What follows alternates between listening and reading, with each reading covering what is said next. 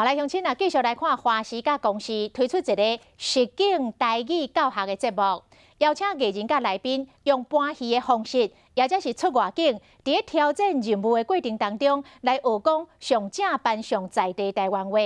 有两位上界有人气、上界有人缘的艺人，庄文琪甲黄鸿升联手来主持。我一生哦，穿两种鞋，两种鞋，对，第一种是啥？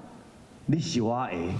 用台语拍妹妹不简单呢。如果你能撩妹，代表你就在平常说话的时候用台语是完全没问题。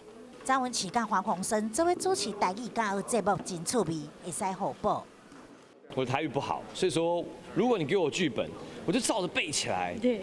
那应该就是没问题。对我刚好跟他是相反的，所以我们两个可以互补。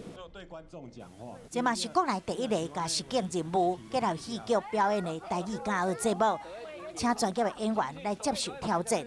当时佮讲台语，真正是真困难。短剧的方式吼，会互大家伫这个过程当中吼，甲演员同时来学习，这是上好。